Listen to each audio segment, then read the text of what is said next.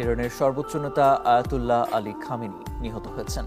শনিবার ভোরে নিজ কার্যালয়ে যুক্তরাষ্ট্র ইসরায়েলের হামলায় তিনি নিহত হন। ইরানের রাষ্ট্রীয় গণমাধ্যম এটি নিশ্চিত করেছে। সর্বোচ্চ নেতার মৃত্যুতে ইরানে 40 দিনব্যাপী জাতীয় শোক এবং 7 দিনের সরকারি ছুটির ঘোষণা দেওয়া হয়েছে। এর কয়েক ঘন্টা আগে মার্কিন প্রেসিডেন্ট ডোনাল্ড ট্রাম্প সামাজিক মাধ্যমে তেহরানের সর্বোচ্চ নেতার কমপ্লেক্সে অন্তত 4টি ভবনে যুক্তরাষ্ট্র ইসরায়েলের হামলায় খামেনির নিহত হবার খবর দেন। গ্লিটারের টুইন লেমন ও অ্যান্টিব্যাকটেরিয়াল ফর্মুলা বাসনকে চকচকে জীবাণুমুক্ত করে আমাদের দেয় গ্লিটার গ্যারান্টি। যুক্তরাষ্ট্র ও ইরানের ঘৃণ্য ন্যক্কারজনক হামলায় শেষ হল গৌরব ও সংগ্রামের এক অধ্যায়। ৩৫ বছর ধরে ইরানের সর্বোচ্চ ক্ষমতার আসনে থাকা আয়াতুল্লাহ আলী খামেনি আর নেই। ইসরায়েল মার্কিন যৌথ হামলায় নিহত হয়েছেন তিনি।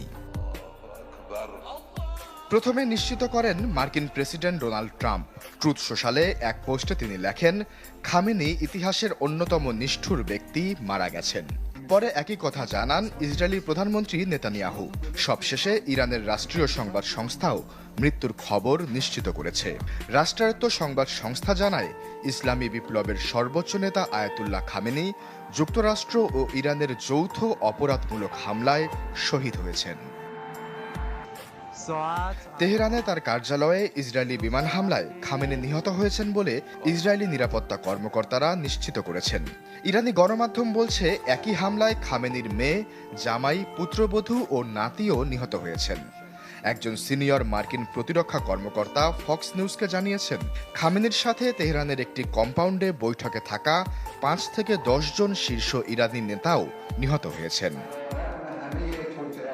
1989 সালে ক্ষমতায় আসা খামেনি 35 বছর ধরে ইরানের বিচার বিভাগ, রাষ্ট্রীয় গণমাধ্যম এবং আইআরজিসি সহ সকল নিরাপত্তা বাহিনী নিয়ন্ত্রণ করে আসছিলেন, যা তাকে বিশ্বের সবচেয়ে প্রভাবশালী নেতায় পরিণত করেছিল। তার মৃত্যুতে কোনো স্পষ্ট উত্তরসূরি না থাকায় তাৎক্ষণিক উত্তরাধিকার সংকট শুরু হয়েছে। ইরানের সংবিধানের 111 অনুচ্ছেদ অনুযায়ী সর্বোচ্চ নেতার মৃত্যু হলে প্রেসিডেন্ট, বিচার বিভাগের প্রধান এবং গার্ডিয়ান কাউন্সিলের একজন বিচারক নিয়ে গঠিত 3 সদস্যের একটি কাউন্সিল নতুন নেতা নির্বাচন না হওয়া পর্যন্ত সাময়িকভাবে দায়িত্ব পালন করবে। কিন্তু ইসরায়েলের প্রথম হামলাতেই নেতৃত্বের একটি বড় অংশ নিহত হওয়ায় সেই প্রক্রিয়া এখন কতটা কার্যকর হবে তা অনিশ্চিত। এখন পর্যন্ত বেঁচে থাকা সিনিয়র কর্মকর্তা হিসেবে উঠে এসেছেন সাবেক পার্লামেন্ট স্পিকার আলী লারিজানি। তিনি ইসরায়েল ও যুক্তরাষ্ট্রকে অবিস্মরণীয় শিক্ষা দেওয়ার অঙ্গীকার করেছেন।